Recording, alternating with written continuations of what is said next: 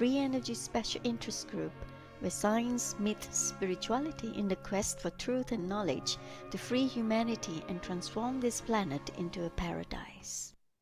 Hi everyone, hi. It's Crystal here. I welcome everyone to FESIG's monthly meeting, the first Wednesday of the month, every month. I have here next to me Pontus, because I'm visiting him here in Sweden, and I have on my left Henrik, and Matt has just come in with his laptop because he was helping to fix the technical stuffs here. Matt and I are from England. And we are visiting Henrik and Pontus and the rest of the team here in Sweden on the R&D matters. And Franz is the head of the teaching. He's our chief innovator at the R&D. And here we have come together here to have this meeting where we have some of the most brilliant speakers. The 3rd of January is the first meeting that we have for the year 2024. Happy New Year, everyone. Happy New Year from FESIG. Happy New Year. Yeah. So welcome to our 120th meeting on the 3rd of January, 2024. And I have here co-chairs, Dr. Franz Frezel, Pontus Hefger, and sometimes James do step in, but I suppose he can't make it today. And we are a free energy special interest group. We have here a platform where science meets spirituality, and we invite speakers from all areas of all sorts of belief systems and technology and whistleblowers with information intel to help us, because it's science and spirituality platform, to help us gain some knowledge and truth so we can be successful in what we want to do here as our divine mission on this planet. And it's free for all to join our meeting, so all can learn together here on this platform. And we do have a disclaimer, of course. I mean, we have more than 200 different speakers, each with their own mindset and their own school of thoughts. But here we are only to pick the best and throw the rest. And our disclaimers, we are not held responsible for whatever stuffs that might be conflicting with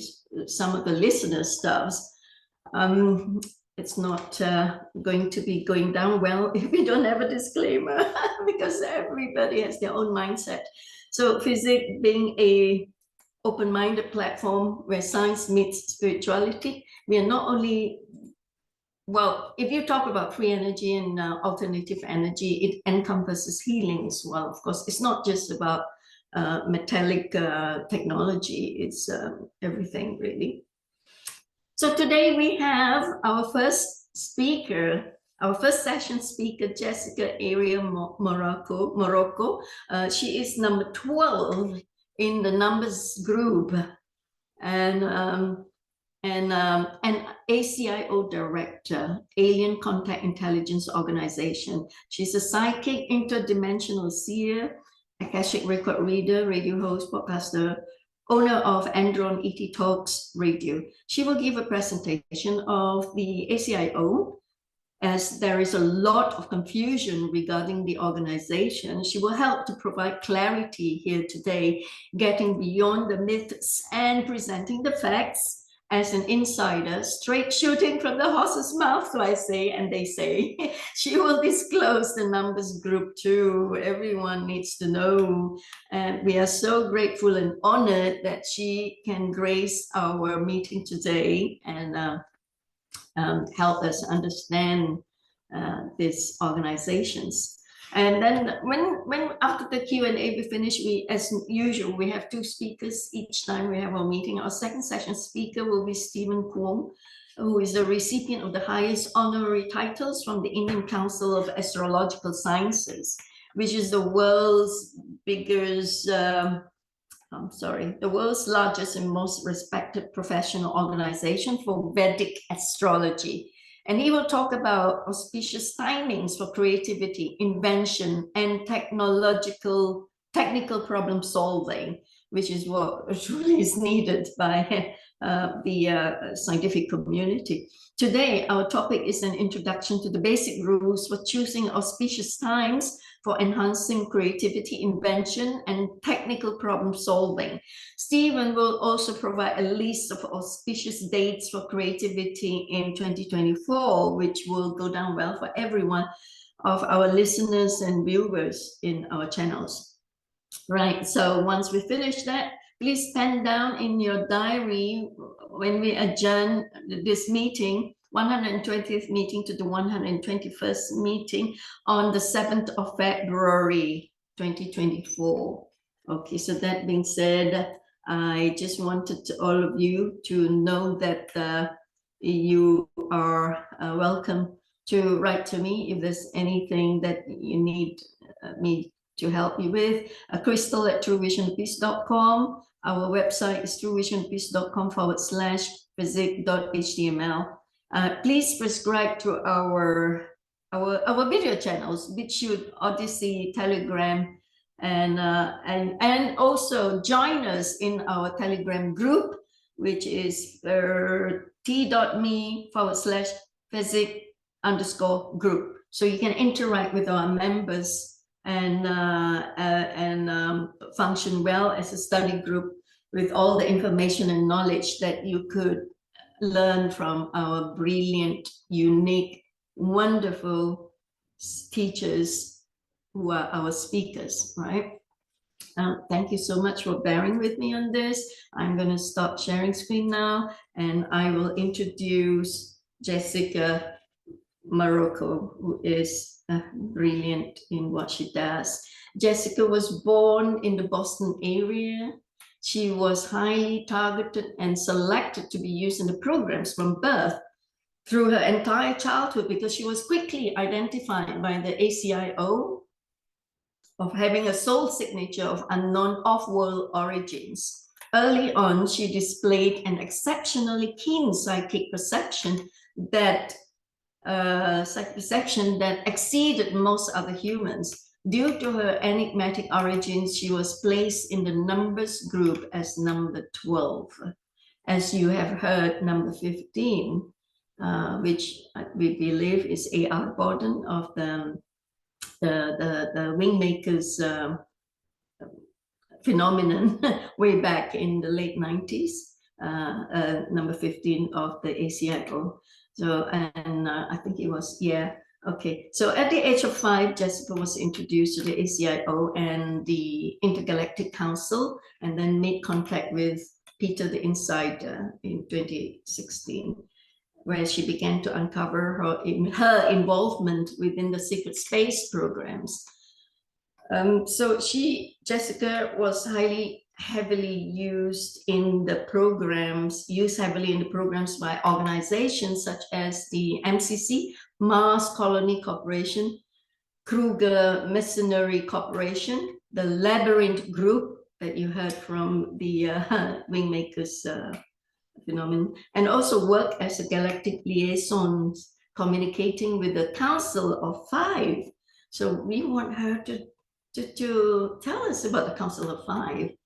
Jessica is also active as an asset within the ACIO 6th Division Cicada 3301, where she continues to decipher data from intergalactic activity and their effects on the planet. Right, so I think there's quite a long bio written about Jessica, and I've put a link, I think, on the website. You can actually, off her website, you can actually go in there and read, because now we're all excited and we want to hear what she wants to present here. She has prepared such a lovely, beautiful presentation on a PowerPoint. I think we want to learn more about everything that she would share from her PowerPoint. So over to you now, Jessica. Thank you so much for being with us. There you go. Thank you, Crystal. That was beautiful, and I appreciate being here. And you're just a wonderful person. You're so kind and open, and a beautiful woman too. You do look wonderful in that green. It's just striking on you. And it's nice to see the whole crew, because usually when I listen, I see I don't really see who's in the background, and it's nice. And you got some great people there with you, and there's a lot of thankfulness for the new year, right? There's a lot of good things that we can be appreciative of. So, and I appreciate that you invited me for your first show. So that's also a treasure for me. It's very nice. Well, you are a returning speaker. You have spoken here at FESIG a while back. It was years ago, Yes. maybe even 4 or 5 years ago. It was a long time. If you want to know more about Jessica, you can actually go into our YouTube channel and search for her. Yeah, years ago as well. Thank you. Yeah, Back thanks. to you, Jessica. Okay, so this presentation that I'm going to provide, and I know there's like so much information, and starting with like the WingMakers and people, that's how they usually associate the ACIO.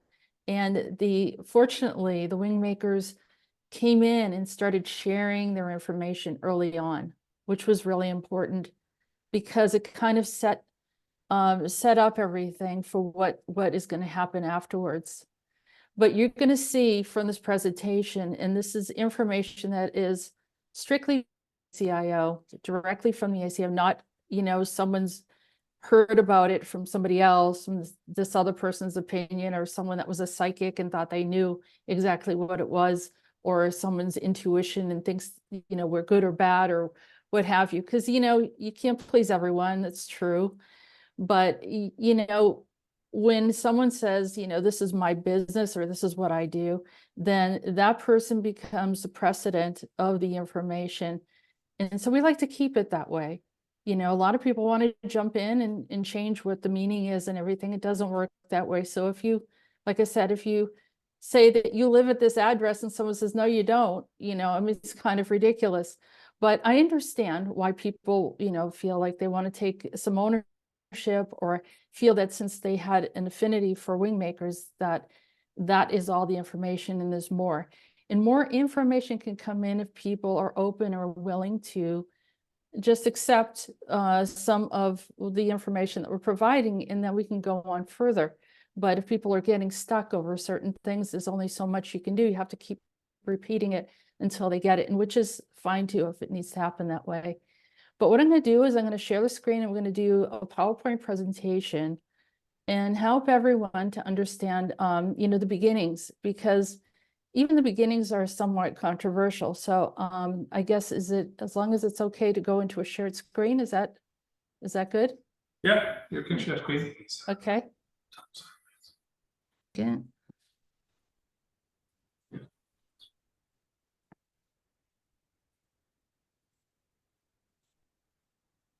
There it is. Can you see it? Yeah. Okay. So, move this out of the way. So the history of the ACIO is Advanced Alien Contact Intelligence Organization. The origins, there's no record date of when the ACIO was founded. And that's the truth. Peter has access to that information, and he's been, he says some of the information so far back, he can only go by what is in this computer system that he has of how far back it went. But it existed long before documented history, and have closely monitored and studied humanity during the key world events throughout history. So they know that they existed because of data. Let me know if there's any technical problems. If it's not, it's good. Okay. Good. Yeah. So the ACIO has been instrumental in documenting activity on Earth regarding all flora, fauna, as well as animal and human life.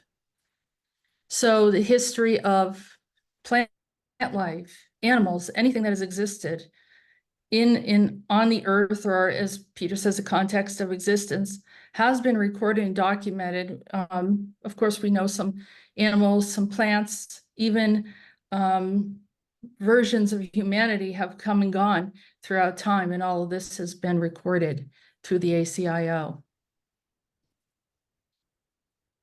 Initially, they came here as observers, not here to necessarily control everything. That was never their intention. They were here to help humanity. So initially established to oversee humanity's development throughout the ages, required to abide by a non-interference policy with developing human civilizations similar to a prime directive. So they were told, you can be here, you can observe it, but obviously there's even a greater power that's behind this development of humanity. But they were here to just observe, watch over, essentially, and record and document the things that were happening. Essentially, they maintained a covert presence over humanity through the history until modern times, which is current right now.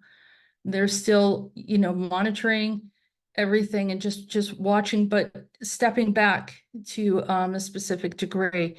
But we'll get into the level of involvement as we go on. Throughout the history, the ACIO closely monitored various ET visitors. So not only they were watching humanity, but they're also watching, plant life and animal life and other activities around it, but noticing that ET visitors were coming here as well. So they would come to interact and in many cases even manipulate early human civilizations. So we have record of that occurring over time.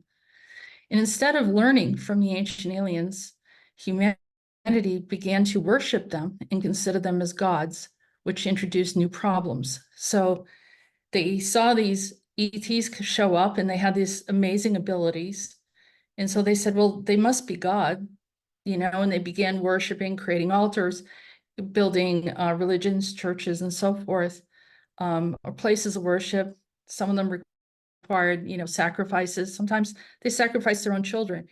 All these type of things were brought in by some of these ETs that came in. Not all of them were bad, of course, but we're just acknowledging some of the activity that had happened. Some visitors used the naivete of the relatively young human race to take control and eventually use humans as a slave race. Now, this is a common theme that we hear amongst people that are disclosing information about the problem of the slave system that had occurred. And a lot of the recalls that people have that they were participating in different programs, you see that there is this slave race issue, that humans were taken advantage of. And this is where it initially started, is the early visitation of aliens on the planet. From 5,000 to 6,000 BC, the ACIO had an 80% influence on humanity. That's a large percentage. The ACIO observed many ancient civilizations developed from 5,000 to 6,000 BC, such as Sumeria, Iraq, Babylonia, indigenous cultures, China, India, Vietnam, Laos, Cambodia, Thailand, Middle East, Persia, Israel, and more. By the year 5000 AD, in the Bronze Age, the ACIO was also instrumental in observing and assisting some groups during the following development of the early civilizations, such as ancient Egypt, Syria, Aztecs, Incans, Celts, Mayans, Vikings, Greeks, Romans, and others. So all these ancient civilizations that people see as preceding history, a lot of people don't understand it. Well, the ACIO was a witness and observed these cultures developing or coming here to participate on the planet. So there's also this Intergalactic Council meeting. So this is a multi-galactic group that has been active and present in our galaxy, in our universe, and having a personal interest on the development of the earth. This occurred at the end of the 15th century when they had this Intergalactic Council meeting. The Intergalactic Council meeting created new guidelines during a meeting with the ACIO and asked them to cease any and all activity and assistance to humanity. So for whatever reason, and of course the ACIO has to step back when they're told to do so and just observe. I guess at that point they must have been helping up to that point, and then they step back. And then so this was the precursor to the Dark Ages and also the Black Plague. So historically, we know that humanity got hit very hard. Should I compare it almost to the pandemic that we're seeing right now, or what we did see in 2020? It's something very similar, and you'll see that this is a trend. I mean, we're not going to go deeply into this, and I do have a video on the history of the ACIO that covers the timeline and the direct activity of what happened here. But it's not exhaustive as far as detail and everything, because there's so much that we could go into, and when we find that one area that's helpful to everyone, then we add more information. But the Black Plague, clearly, we had the bubonic plague, we've had other types of major plagues that a lot of people died from, but for whatever reason, the ACIO was asked to pull away and not get involved. The ACIO observes humanity during the period of minimal intervention. Humanity began to stray and introduce colonization to the planet because of the galactic influence. This brought hardships, slavery, conquistadors, mostly under the guise of religion and patriotism. The ACIO was not allowed to intervene. So here again, there was another issue where they felt it was a problem because of the colonization of other societies that should have been free and autonomous. And they were, living maybe thousands of years as they were, but this domination and the hardships, and then of course in slavery, was introduced on a larger scale. So the ACIO definitely objected to that and wanted to do something, but they were not allowed. The first Agenda of World Domination was in 1717. The first Masonic Lodge was founded with the intentions of world domination agenda. So now we step it up to a world domination, which is also another issue that we have right now, is like with the WEF and the World Health Organization and some of these other groups that want this blanket control system. And then of course, even further, something more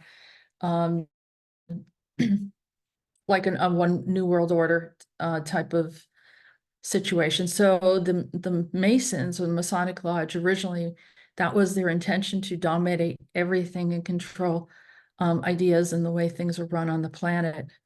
The ACIO was given permission finally by the Intergalactic Council to intervene. And this created a severe imbalance between humanity and non-human entities. So the implication here is that those that founded the Masonic Lodge were not necessarily human. And maybe you can think about that for a few minutes and understand that's why it's been a problem. During the World Wars, the First War broke out with the assassination of Archduke Franz Ferdinand of Austria and Hungary. World War II broke out, as well as other wars thereafter, as a result of non-human intervention in world domination. So here again, world domination still bleeding through.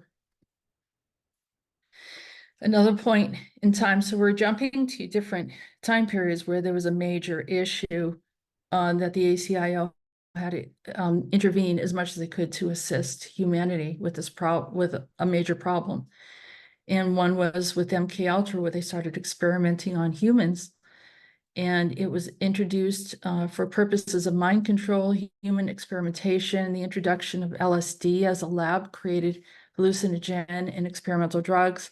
This was the introduction of all types of my labs, humans experimentation that humans began to do to one another after learning through non-human entities. The ACIO in our present time currently operates on the Earth from the underground portion of the Pine Gap military base in Australia. I guess you can try go searching for it. It's not something that's going to be easy for you to have access to, but this is where Peter is stationed at, and this is where most of the information that he has shared with us is coming from. Of course, he's been in other locations, and we'll get into that. This is a military base with the high levels of security and not open to the general public. Although they are physically at the location, they are also able to move in and out of the space through time travel and various modes of transport. So they have access, they have very high levels of security clearance and are able to do a lot of different things. But of course, they're entrusted because that they're not allowed to abuse any of that. And there are others that are observing. So there's multi-levels of observations that's happening. So the Council of Five works directly with the ACIO. They have been here on the planet prior to humanity's presence on the planet. They adopt a guardian-based role over the Earth and work with other galactic beings and other councils who are assisting our context of existence. And you can see the council, these the Orella, the Egorot, Jinvo, Redden, and Emerther. The Emerther in particular I've had contact with, but on various occasions the others will chime in if they have something that they need to say to me. Let's talk about Peter. If it wasn't for Peter, Peter showed up around me around 2016, 2017. I was doing radio on Wolf Spirit Radio. I had a show called the Indigenous Transmissions. I was doing channeling information, which also kind of got people all up and down, you know, riled up, like, what is she saying, you know? Sometimes that happens, you know, when you're sharing a galactic information, because there is various perspectives and belief systems, so not everyone's going to agree. But anyhow, I always reserved my other half of the show. It was actually a lovely show. It was filled with a lot of information. I did it with a wonderful co-host, someone that was running the network at the time. But then Peter, I would bring in a guest in the second half of the show. And after a while, Peter became my regular for the second half of the show, which then evolved into a show because I realized the information that he was bringing in was very important. And not only that, when he would say something was going to happen, it actually happened. As opposed to a lot of people say things are going to happen and they mean well, timelines change. I'm not judging anything, but I am saying that we have proof that what Peter has said, which seemed way incredible, you know, like that's not going to happen, that actually happened. And I was happy. And I said, Peter, I really like you. I said, but you know, I don't know if we would have gone this far if some of these things didn't actually occur, because I want to see that it was legitimate. I wanted to see that this was real. So, you know, that was most important to me. And for everyone too, because I like the level of honesty and truth. And I think we need more of that. And sometimes it can get very vague where you're talking about intergalactic things, astral things, issues regarding planets and races and so forth. And there's no one really there to check on it, or people have different, so there's no factual way to check on a lot of these things. So having something that is actually occurring, what a person says, then, you know, that does validate, which was something that I think brought this to another level. His intel is coming directly from the ACIO, the Council of Five, the Intergalactic Council. He has access to our future through ancient and advanced technology. Crystal just read my information. I'm not a director. That's the only part I just want to remind everyone. I am in the 6th Division.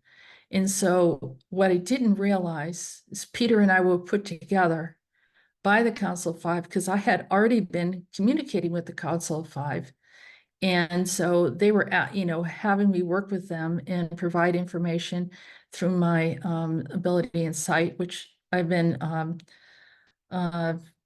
I'm going to say when I was a child, ever since I was a child, I've been having visions and seeing things. So apparently that was getting tapped into not only by the good, but also some of the bad, which, led to my labs and so forth. But Cicada 3301 was primarily what I was working with. And then somehow I got hooked into Wallrider and not intentionally, of course, but I was about 5 years old and brought into a very nasty my lab, and that happens. That happens. People that are have abilities, you're usually somewhat targeted. So you can go on because you kind of covered some of that. And then, Peter, working with Peter's more of the 12th Division is more related to super soldiers and military.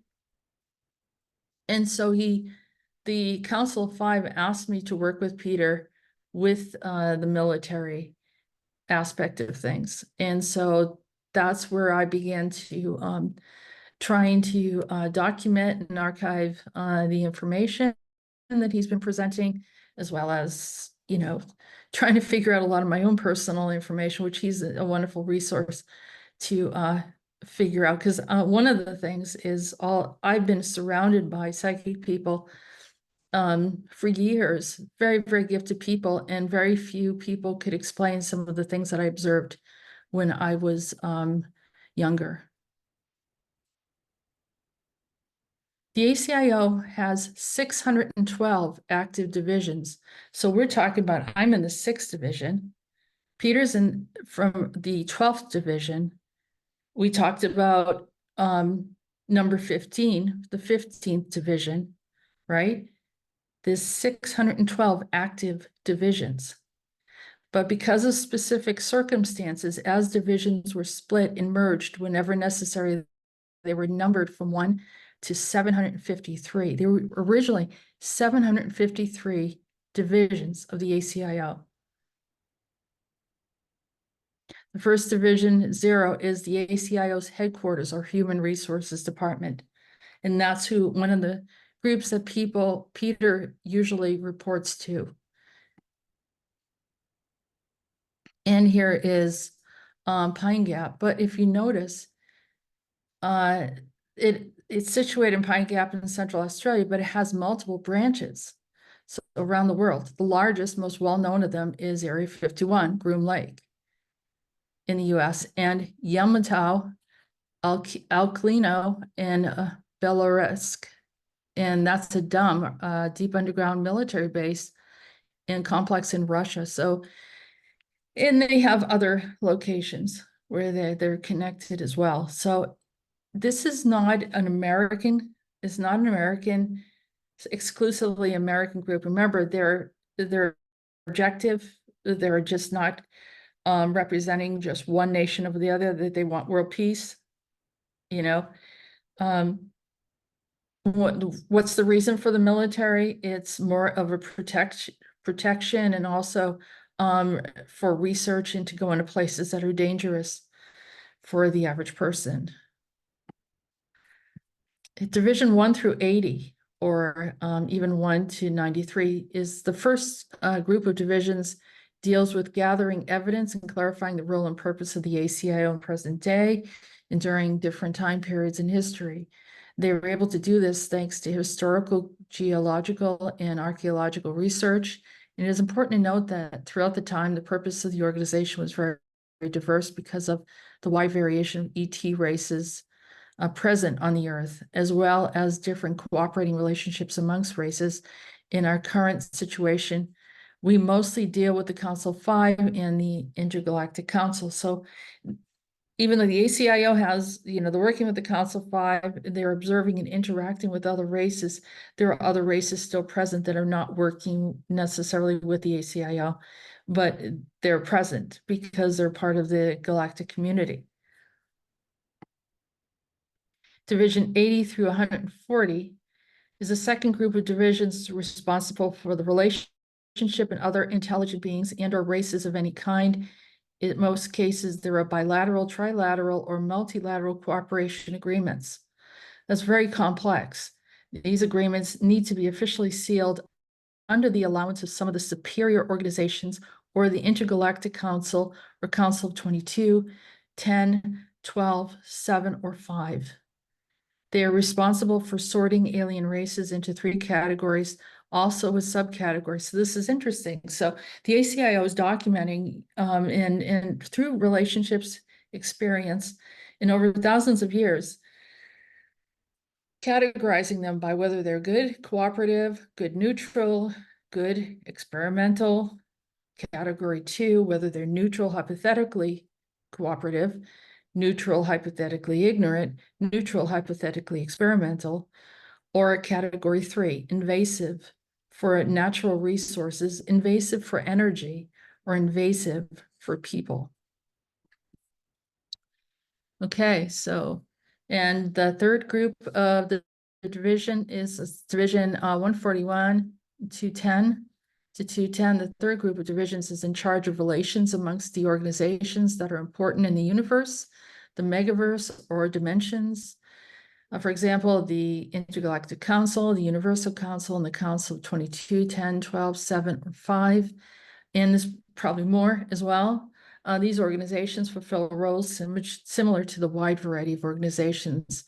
So compare it to, we use this as an example, how things are organized and where we on Earth have learned to organize groups and organizations such as the United Nations, European Union, NATO, OSCE, Red Cross, Interpol, Europol, and etc. So they learn from us, but we're not saying that we are over any of, just to specify, we're not saying we're over the European Union or the United Nations or anything like that, but that we're talking about their format of organization was originally brought in, originally done on a galactic scale, which people aren't aware of, or some people may be aware of, but there was organizations going on prior to that. So that's why some people say that they have a vision of, or a recall or a memory of being in a galactic council of some sort, or an Andromedan council, or Pleiadian council. Those councils already exist, and they have existed for thousands of years. And each of them in the universe have different, more in-depth and complicated roles, which is the main role of this group of divisions, to fit and coordinate these organizations in the best way possible. So it's communication, organization, and gathering and discussion, just as we do.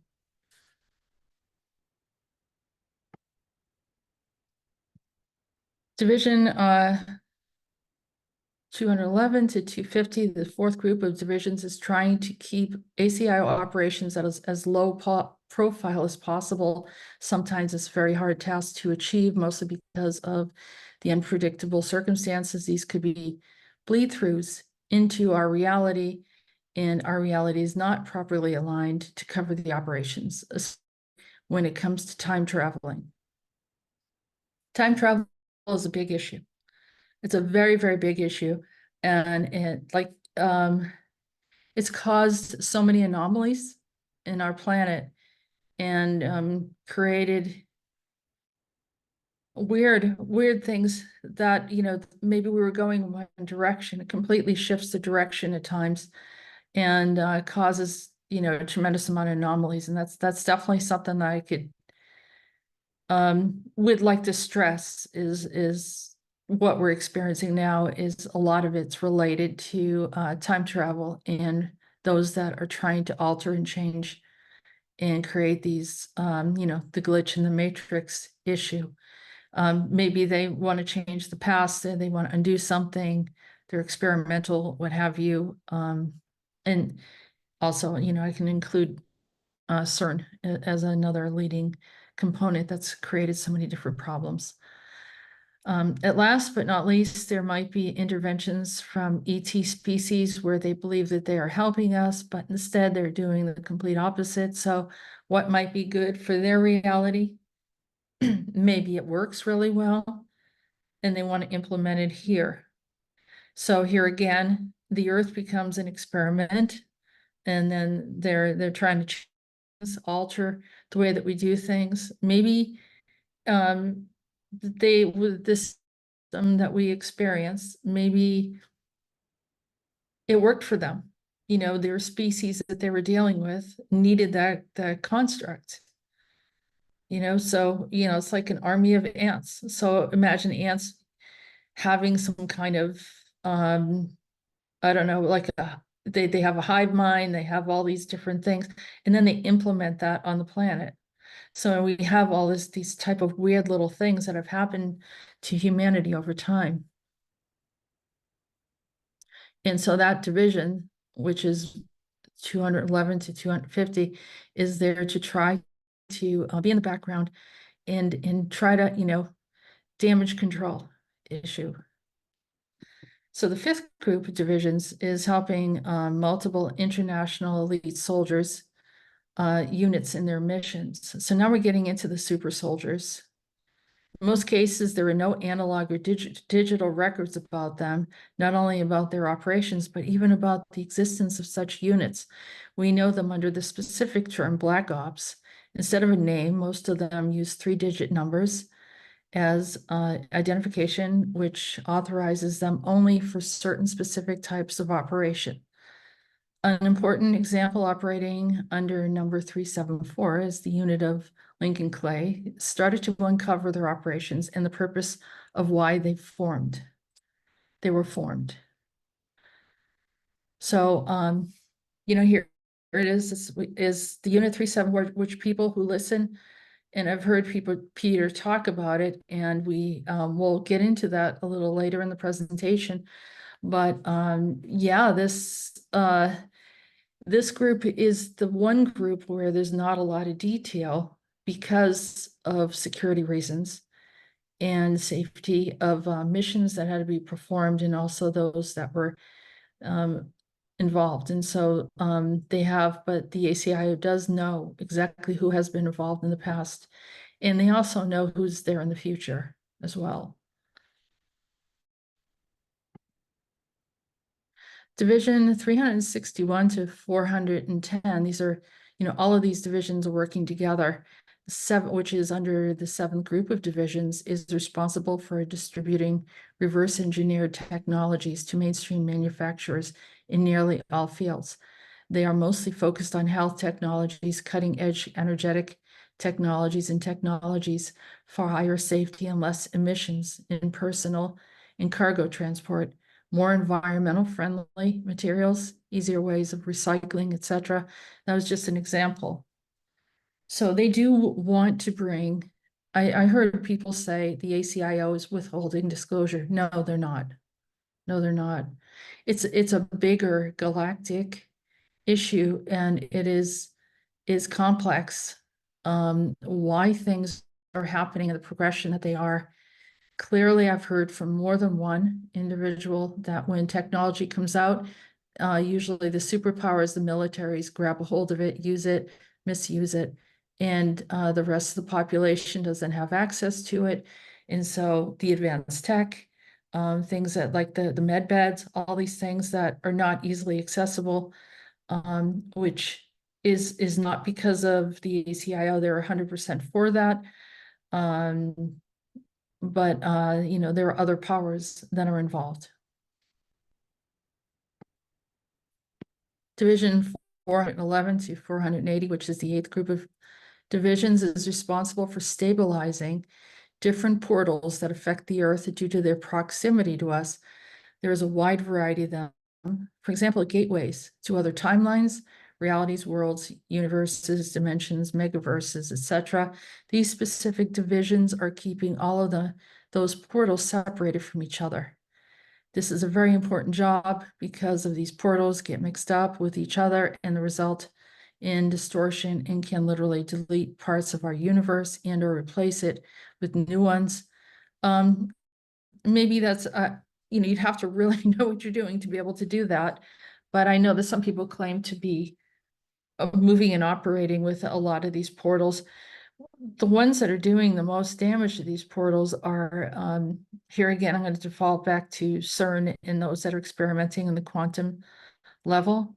And if they're unchecked, they can do damage. Those that are experimenting with, you know, the nuclear weapons and, you know, altering the, you know, the essence of our existence here, you know, the quantum level of it. So, but as far as portaling, the portals appear, they disappear. They're ancient portal sites. Of course, you see these doorways and all these other different things that are around the earth that certain civilizations are known to jump in and to jump out of, and that not everyone knows how to access it. That's because the ancients gave it to entrusted with certain groups of people and tribes and family bloodlines and so forth.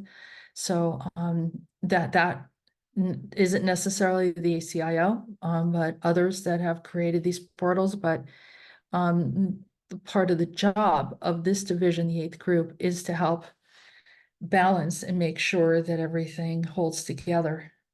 And so you can see why there's so many divisions of the ACIO.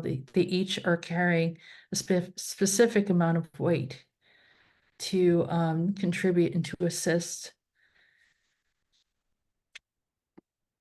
The 9th group of the divisions, which is 481 to 560, is responsible for keeping our reality and context of existence aligned in order to avoid any sort of discontinuities that can lead to glitches in our context of existence. So they're able to see if there's some problems going on. We talk about it like a matrix. There's more information that I could go into. I'm not sure if this is the time. I thought I'd just lay down the basics, but there's another group called Mobius that has also added an artificial matrix over us it's been here for hundreds of years, and created new rules and interfered with the actual original construct of existence. And so it's created multi problems too that made things complex. But this is what's happening with portals or wormholes are interfering with each other, causing bleed-throughs, overlays between many realities, timelines, universes, worlds, dimensions, or megaverses. This is also a phenomenon that's nearly impossible to predict the outcome because there are many potential outcomes, because it's going into a deeper or quantum space. It is why their ACIO can be very patient and careful with their actions. So those that are helping to maintain our existence on some level, some people say, well, that's God doing that. And we're not discrediting God. Of course, there's a greater power beyond that, but there are those that have been watching over us, whether we want to acknowledge it or not. And I'm just providing the information of what Peter had stated. Here is the 10th and last group of the division is involved with carefully documenting all ACIO activities and initiatives. So this is divisions 561 to 612. They are typically known for being at the forefront of much bureaucracy and red tape in politics. They're closely tied to the organization's headquarters. These divisions are generally responsible for granting or denying or approval for all critical operations, including public disclosures. So in order for A.R. Borden to show up, in order for Peter the Insider to show up, in order for me to be talking about things publicly, we had to have approval, and there would be problems if we don't align with that. And it's for the safety of everyone, for the safety of those in the organization as well as ourselves in that occasion, so we're not targeted. Even though we are targeted, but I think that's something that we understand from the very beginning. Here's what WingMakers, which we brought up. According to Peter the Insider, the WingMakers project is in fact an authentic initiative that originated from the 15th Division. So everyone says A.R. Borden, but it's actually a division. A.R. Borden being one of them, being connected to the 15th Division. And this was originally founded in 1806, the year 1806, as well as known as the WingMakers time capsule that it had become. And it really did not come close to being representative of the ACIO, the 15th Division agenda, or the overall agenda of the entire ACIO, much less, more accurately, it likely represented just 2% of the total initiatives that the 15th Division was involved in. So the 15th Division has been involved in many different things, but what happened with the WingMakers was only 2% of it, and of the all of the ACIO. You can see it's a lesser, I won't say importance, because I think it was very important, but it was one of multiple missions and things that occurred. But this was the one that the public was witness to. This is another group that has come in to assist us. It's Kruger Mercenary Corporation. Kruger specializes in building and using physical augments that gives personal highly enhanced abilities such as a greater speed, agility, strength, etc. Kruger augments are commonly used by special operatives such as runners who so specialize in parkour and acrobatics and have extraordinary speed and stamina, and they are typically deployed on espionage and sabotage missions, where their incredible speed allows them to infiltrate facilities, steal intelligence, and sabotage key targets.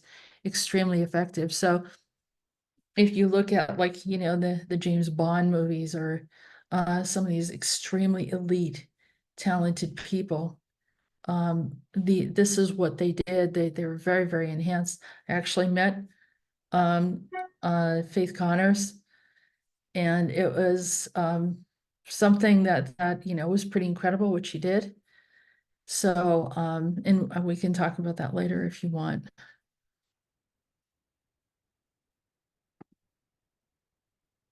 Kruger Mercenary Corporation was established in our timeline in 1815 after the Napoleonic Wars.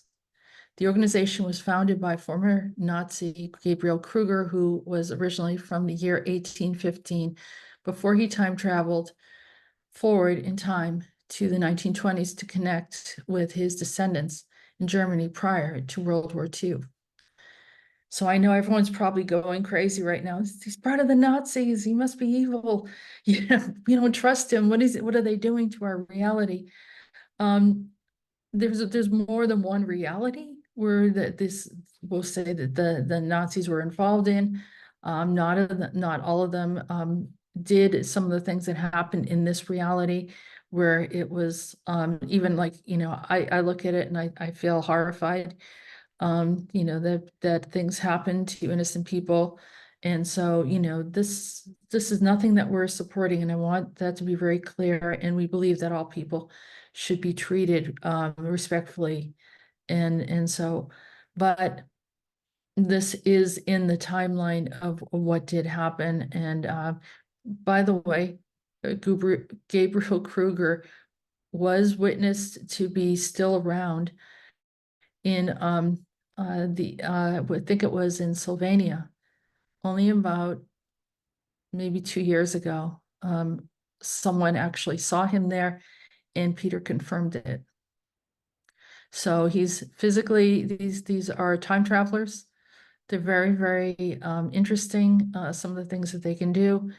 And we'll move on, but he has helped. It's more of a galactic issue. It's not necessarily they're using these abilities here on Earth against humans that are vulnerable. It's more of something on a protective level. But if anyone has a problem with that, I'd be more than happy to talk about it. Kruger's augments have also been applied extensively for injured and handicapped individuals, and has gone a long way improving quality of life for many individuals. The first miniaturized augments were developed in 1922 after World War I. Remember, they're time travelers that were bringing technology in to assist humanity. And fortunately, it was able to stick in that way instead of just being misused for the wrong things. And then it went into mass production in 1946 and are still in heavy use today. Today, Kruger is a military contractor largely aligned with supporting a positive agenda.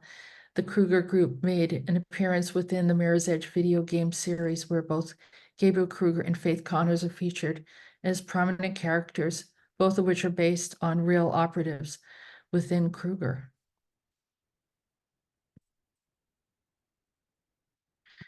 This is, and also, you know, if anyone want to ask you, well, this is from video games, it's not real. Well, actually it's happening, and then they're turning these this information into games, movies, and so forth as a soft disclosure. Sometimes not necessarily from the ACIO, but others that have witnessed it. So Lincoln Clay is another, is William Lincoln Robinson Clay. He can be seen in the video game Mafia 3, and he is a leader of an independent squad that can not be disclosed at this time.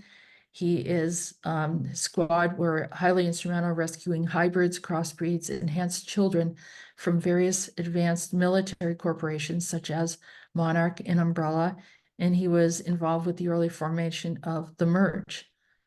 Lincoln Clay and his squad coordinate their missions with Kruger.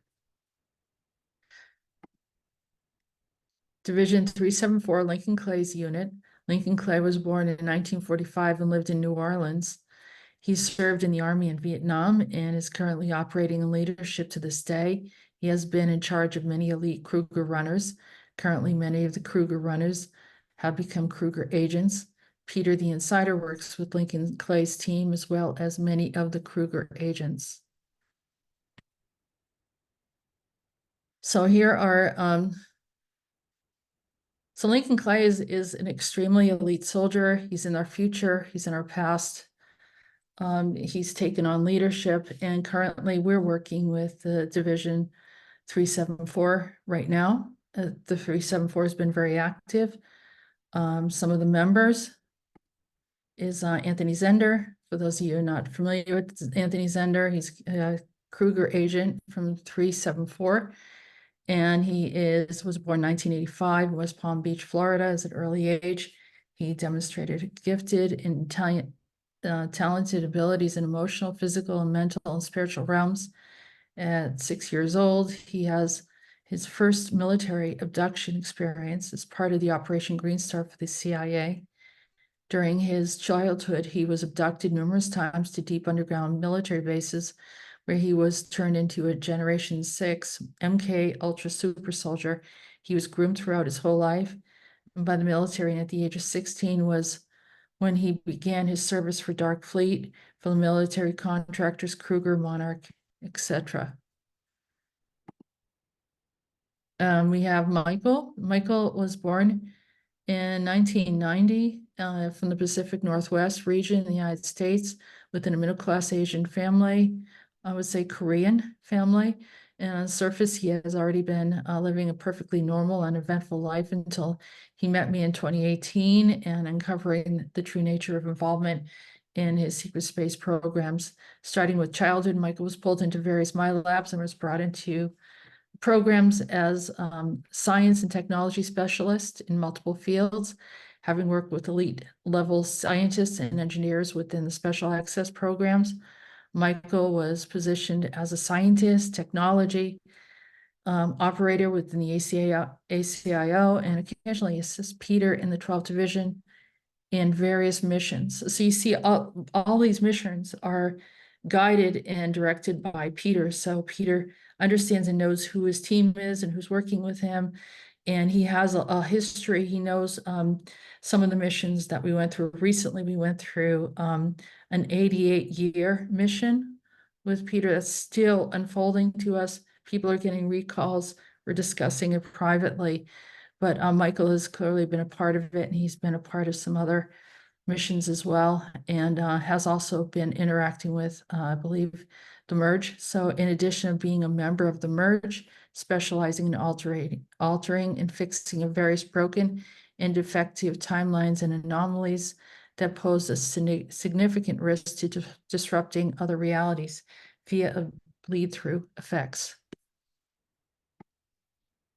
Olaf Anderson is Kruger asset in 374 unit. Olaf is a super soldier, SSP experiencer, and an asset of German-based Kruger Mercenary Corporation, as well as the ACIO. He was born in 1963 and grew up in much of his life in Scandinavia region, where he eventually developed his talents in artistic work. It was not until 2016 where Olaf made a contact with Peter the Insider of the ACIO's 12th Division and began his investigation and his role within the Super Soldiers program.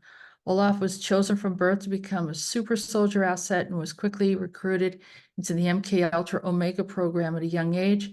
And as a child, Olaf had multiple encounters with various ET groups, such as those of planet Asta.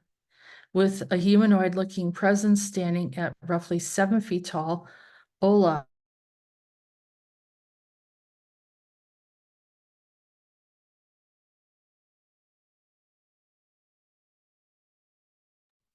Jessica.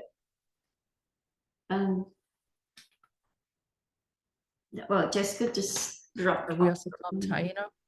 Yeah. Oh, you're back. Yes. Oh, you're back now. Wonderful, because you dropped off for a little while. Oh, what part did you miss? Just, From 7 feet. Olaf. From Olaf, yeah. Olaf, okay. So, yeah. 374 unit, yeah. We're going into Tyson. Mhm. He also is Tyson, also known as Taino. He was born in 1980 in Montreal, Canada, to Haitian parents. At an early age, he discovered there are certain abilities, manifest events, related weather manipulation, energetic healing. These abilities were the product of the effects of training that he could do in the programs. And from birth, he was screened in the programs due to his genetic heritage, which is comprised of genetic signatures from various ETs and other indigenous groups, such as Lemurians, Atlanteans, the Olmecs. Certain metaphysical experiences triggered him to rediscover important intel within his genetic heritage. Interesting, 3 of those experiences happened to occur in the islands of Haiti or Hispaniola in 2001 and 2015, and included the visit of an Arawak spirit at Auxay, I don't know, it's Auxcayes, and the initiation by a multi-luminous being at Sant Deo, and a moment of time traveling in Puerto Plata. And after moving to another region in 2017, series of memories, recalls started to appear, and then included recalls from the video game Mirror's Edge, Quantum Break, and seeing a portal next to Ottawa International Airport. These succeeding events led Tyson to make contact with me and Peter. And then as a Kruger agent, Tyson is equipped with natural enhancements. He's involved with several assignments, such as conducting rescue operations in dumb facilities, neutralizing portals, time travel missions. The first decade of 2000s, he was started to receive unexpected downloads of information in sporadic timelines, and these events were manifested due to his service with Shoreline, by which he obtained special permission to access these energetic fields. And so Tyson also works with Peter and I, and to uncover more of the involvement of the programs. He remains active by uplifting humanity and is a host and producer of the YouTube channel, The Galactic Talk. And Tyson's been extremely helpful, and he also is very gifted psychically. Corporal X, or the Peacekeeper, is one of his names. Born in Quebec, Canada, Jerome is known as a peacekeeper, showcased extraordinary athletic and academic prowess from an early age, excelling in high-level hockey and deep passion for martial arts, potential for evident from the start. He had early memories and hints of mysterious abductions, during which he skillfully fended off numerous attacks and evaded capture multiple times. At the age of 18, he's driven by a sense of duty, and then he enlisted in the Canadian infantry. His rigorous training equipped him for specialized skills in nuclear bacteriological, chemical warfare, urban warfare, asset and VIP protection, and advanced driving techniques and crowd control. Jerome became adept as a machine gun operator and a tow gunner, emphasizing versatility in the battlefield, deploying in former Yugoslavia. He was tasked with protecting hospitals that bore a striking resemblance to what are referred to as DUMBs today, made particularly challenging due to the nature of the patients within. Jerome's excellence in service and leadership potential was recognized when he was nominated by the Soldier of the Year in his regiment. However, after 5 years commendable service, he chose to step away upon relocating in Palm Beach, Florida. Jerome was scooped up by the secret space program in his clandestine realm, and he is recognized as a leaked soldier, a leaked soldat. The secret space program not only completed his unique DNA enhancements, but also augmented his skills, particularly enhancing his psychic ability, grooming him for both current and upcoming missions. As a Kruger asset, Jerome rose to distinguishable positions, special ops, specializing in reconnaissance, demolition, infiltration, extraction missions. Due to his profound involvement in unparalleled skills, adversaries are continuously targeting him through his life. Jerome recognized that when one pushes against the malevolence, evil invariably pushes back. In civilian life, Jerome is a polymath with expertise in spanning human and animal psychology, criminology, business and real estate, and dog training. Above all, he is a devoted father, proud patriot. Jerome ensures that the malevolence finds no sanctuary, always living up to his oaths and leading and inspiring by example as the peacekeeper. And we're kind of winding down here. So we don't have the bio here for Navy John. He kind of joined us a little later, but he's been an exceptional asset, and there's more information coming about him. And so we're rounding this up. I know this was kind of a long presentation, but there's more information regarding the ACIO, and all of its content can be viewed at www.acio-official.org. So anything that doesn't say -official on ACIO, and you don't see Peter the Insider on it, it is not, and myself and all of these others, it's not authentic. And that's the end of the presentation.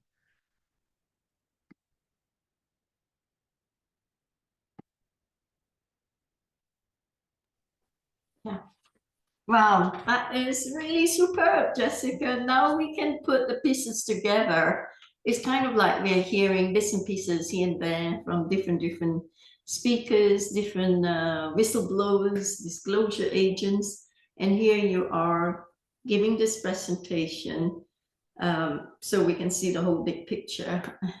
Thank you so much. Hopefully, yeah, hopefully it wasn't confusing, and I tried to make it was great. Now I clarity. realize what, you know, who says what and how to plug it into the big picture and put them in the proper places with the different divisions of the ACIO. It's fascinating how you were saying that the ancient era project, the WingMakers, it's just only 2% of the total initiatives and activities of the 15th Division, where A.R. Borden was director at that time when he was alive.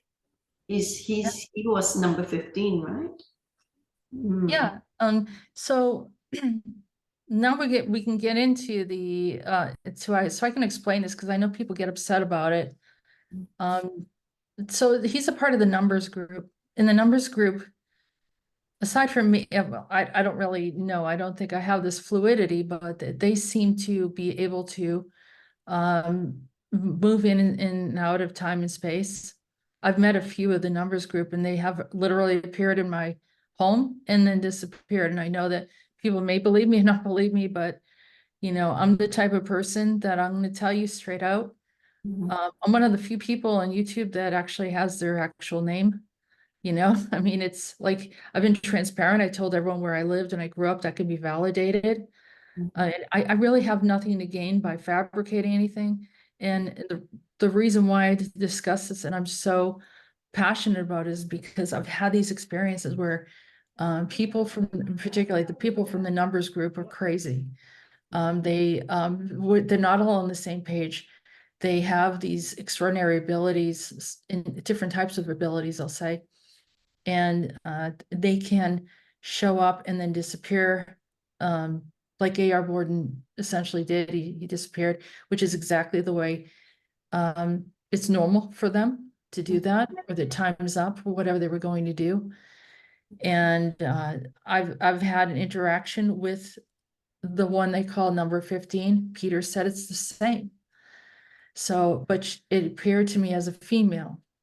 So we're talking about an advanced being, whether it's hybrid or what have you, because there's a mix and combination of who's in the numbers group. Now I'm in the numbers group, but I can't just appear and disappear. I mean, I look and feel, you know, acting pretty much, I'm human, you know, I consume food. I don't, you know what I mean? Some of them don't even eat. They don't need to. So I met number 15 when I was around the age of 7 or 8 years old, showed up in my home and wanted me to go somewhere with her. It looked like a female. I didn't know it at the time, and I found out more information about that. And someday I will disclose more information when it's ready. But what A.R. Borden did was fantastic in opening the eyes of the public and what had happened. And the people that met him and interacted with him, I think really admired him, and it was a special experience for them. Because one of them is Michael Leahill. Yeah, I had the opportunity to get to know through Penny Bradley. Yeah, and he was showing me a lot of things that he'd learned from A.R. Borden. Apparently, the manuscript was exposed and published to the public way back in 1998, the Ancient Era Project. So the WingMakers then came out, and it was really mind-boggling. I mean, how number 15 was considered as the most intelligent human being on the planet that the ETs would make contact with. So he was like first contact, because the others he was one of them. He was one of them. That's why. Okay, sure. Yeah. And no, there's also there's Derek and Daniel. I don't know if you've heard about them, that their grandfather, Daniel Salter, who wrote a book. And he also was very involved with the WingMakers project and wrote about a lot of information. You might want to have them on and to talk about their experience. So they were talking about the Greys and the Courtians coming to the planet to have transfer of technologies in return for, well, the human DNA and the abductions and all that. I mean, I suppose that is related to the Greater Treaty when Eisenhower was signing the okay for the project. And then he was told to stop, do not sign it, because they're going to violate the rules that they have in place for the Greater Treaty. But the Majestic 12 signed it anyway behind his back. And I would like to probably get more detail on that from Peter, because I think, as I said, there's different perspectives on this. And, you know, in order to gather the data on that, it's good to hear from different sources. I do find Peter's take on certain things a little bit off of what the general public is talking about, because remember, they're going by experiences and the levels of, you know, this one said that, and then someone else is repeating it, as opposed to what Peter has in his records regarding who did what. And I have interacted with the Cordium. Actually, we were in a major crisis recently, and they showed up, and they did not lead me astray. They actually helped me to resolve something. So they were saying that the Greys were not to be trusted, and the Courtiums are also the same, because they would violate the rules of what was in place when the treaties were signed between the humans and the ETs. But that's That's if it was the accordion, and that's if that was the case. I could be wrong on that. I would definitely like to get Peter's feedback on it, but I do know for a fact, the accordion did show up. I got a verification. It was them. Mhm. I could describe exactly what they look like. They were standing in front of a monitor, and they helped us incredibly. We're in a crisis.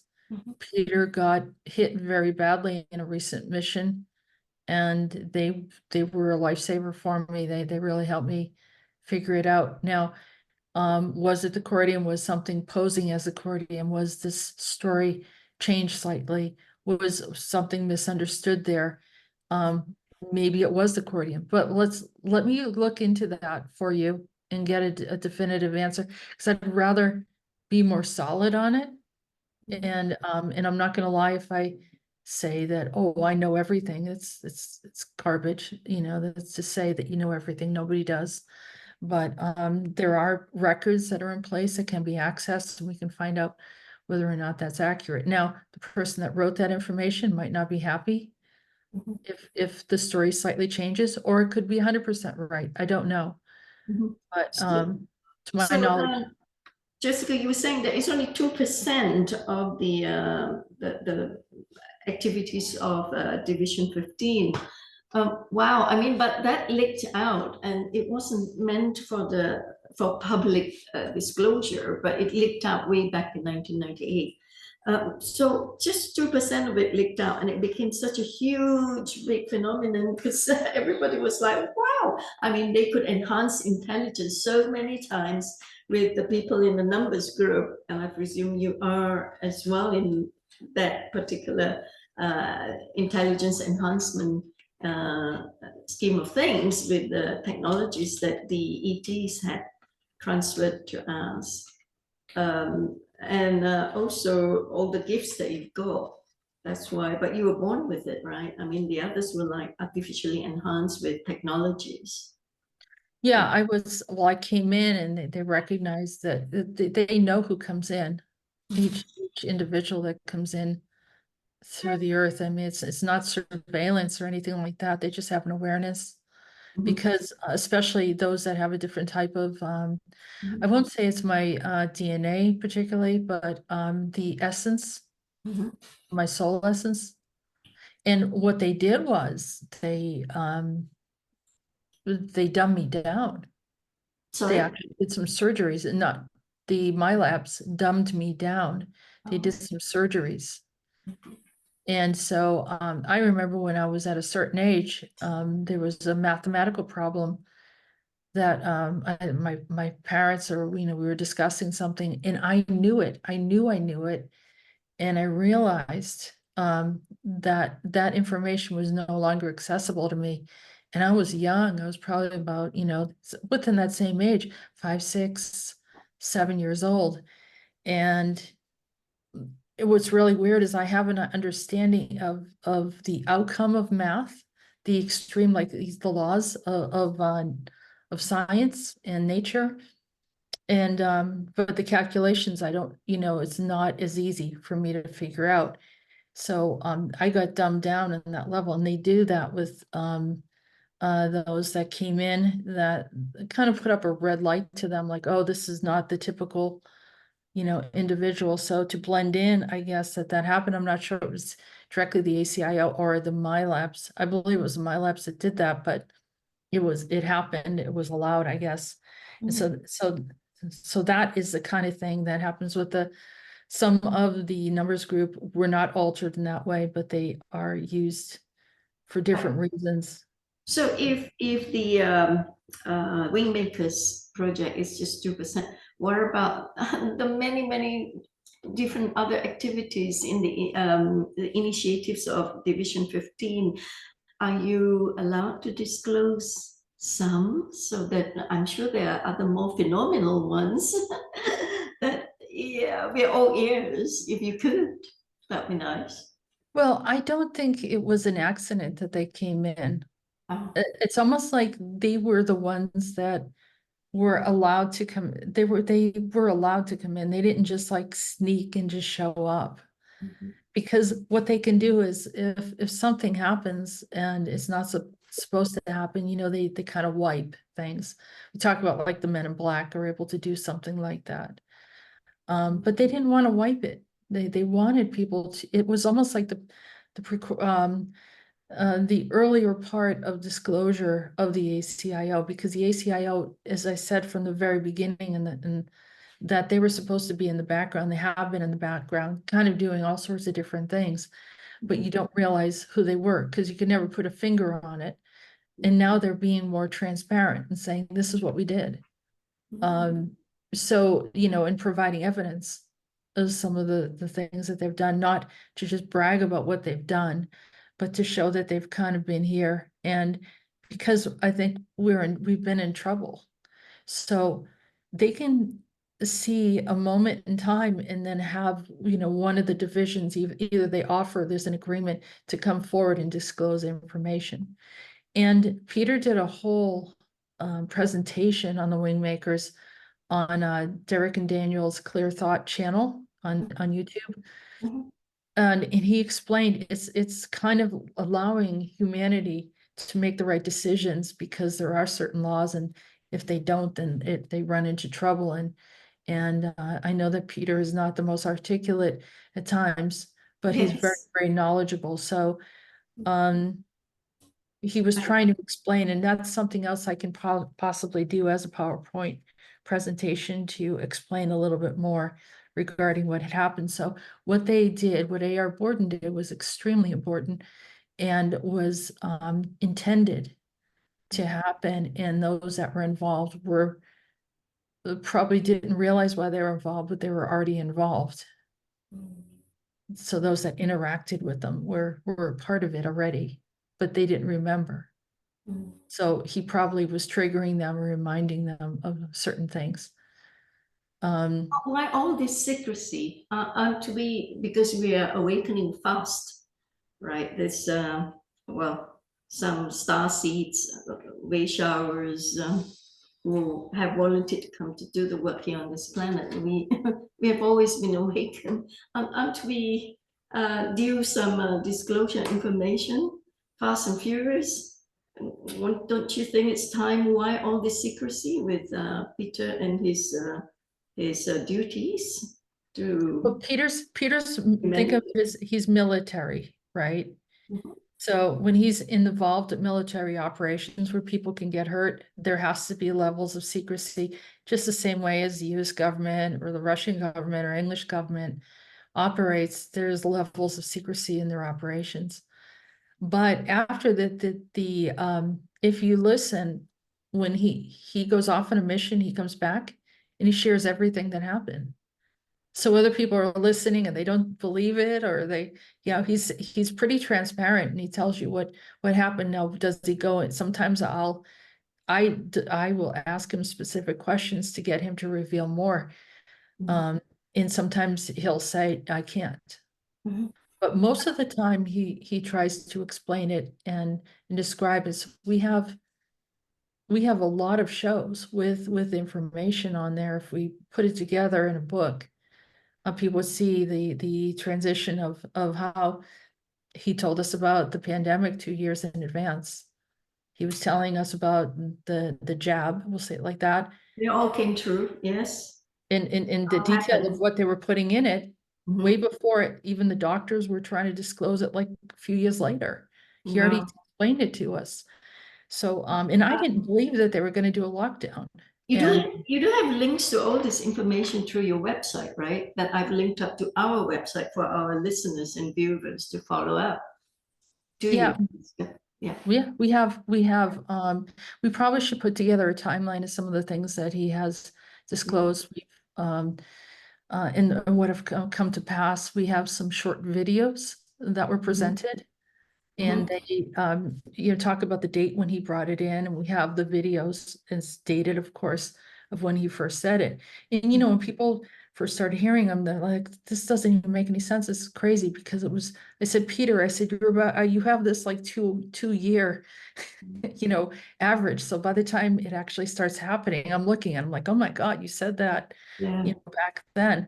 But he already knows, like, he's ahead of what's already happening. Yeah, people only when they are ready, they'll be able to accept the truth from his viewpoints. Okay, I'm so lucky to have the opportunity of being introduced to Peter, and I've spoken to him personally through James. Very lucky, and I began to understand quite a number of things that he was explaining to me. And he was saying that they hold at the ACIO, they hold the Akashic record. So every single one of us here on the planet, and everyone has a file that he could access to. So, well, if you're talking about the matrix is all coded. Everything's coded, everyone's coded with numbers, right? For identification to access the file, right? So then these files, the Akashic records, goes way, way, way back to the beginning of time and how we got reincarnated here on this planet, and everything is there written in the records, right? Yeah, everything's available. And but there's like I can look at the Akashic records. That was an ability that really opened up to me. Probably I'm going to say 25 to 30 years ago. I started seeing it like a movie in the inside, working with myself, working with people. But what Peter has is different. So his is like a database of information that it's been around with the ACIO for thousands of years. So he can retrieve information way back. He never met some of those individuals that put that information in, but he has other resources to check and double check that information. And once he gets an individual's ID, then he'll know whether or not they were, as I said, Peter's primary focus is military, super soldiers programs. And that's the division, 12th division, where he is the director of that 12th division. The people that are like the WingMakers, they were not military per se, or that their primary goal was not military. So they were more, unfolding these chambers and bringing this to the attention of the public. All right, I think, Jessica, thank you. I have the second speaker coming in now, and he says he's got other appointments lined up back to back. So we need to wrap up. I'm sorry, folks, you didn't have a chance to do a Q&A with Jessica here. Sorry, Franz, it's James here as well. Anyway, I would like to actually have been planning for you to talk about the numbers group. I suppose we can do this another time when we get you back here to speak about that, because that's quite a lot of information, right, Jessica? Yeah. I can give you, explain to you all the different things that happened to me regarding the numbers group. So it's very fascinating. Yeah, we'd like to know how you got your numbers. That is so cool. And with number 15 and all that in WingMakers fame, we want to see how people arrive at those and how the numbers group come into being and the roles it's playing. Thank you so much, Jessica. And Press, would you want to have any last say here before we move on to the next speaker who's waiting on the side now? I have 3 questions, and it's a good time to quit on this one. You covered a lot of the information, Crystal. Just as a quick comment, I do appreciate your conversation that we have been messed with as a population, and as basically a slave race mindset been pushed onto us. And that brings in the Stockholm effect, and a lot of the people rush back into the enslavement. And so that causes a great complication for your group. So thank you so very much for looking at it and explaining it to the people here. Crystal, back to you.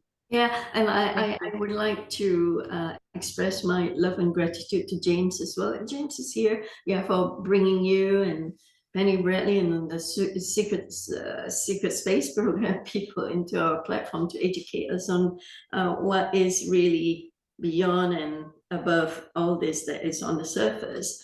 I would like to thank James for also introducing Peter to me and opening up my eyes a bit more on what's really on the bigger picture, right? Thank you, James. James, you have anything to say? No? Oh, it was a great presentation. Thank you, Jessica. Very informative. Yeah. Can you hear me? Thank you, guys hear me? James.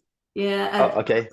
James Yeah. has brought in a lot of information on this platform, and you have now put the pieces together as well. I mean, with every speaker that comes in, we get a bigger picture, and the jigsaw puzzle, the pieces come together, and we are learning so much, and we are only so grateful to all of you here. Thank you so much for Crystal, can I just say something real quick? Sure. Peter disclosed so much information to James, and James is has quite a history that is pretty remarkable and unusual. And I thought that's an interesting component. I know that you know James is continuing on a lot of Peter's information, and I think that's wonderful. You know, I appreciate it. Yeah. So the full archive is on Rumble because YouTube has basically just destroyed my account with all their censorship. So go Yeah. to Super Soldier Talk on Rumble. So rumble.com. Thank you so much, everyone. All right. Thank you, Crystal. James, Thank you, everyone. Wonderful group. Oh, thank you. So there being no other business now, Franz, do I wrap it up? Yeah, because our next speaker has a tight schedule. Right. So, and Pontus is gone off for a little while to make sure the recording is stopped on time. Right. So there being no other business now, folks, this first session of our 120th visit meeting is now adjourned to the second session. Thank you, Jessica. Thank you. Namaste. Appreciate you. Appreciate you too, sister.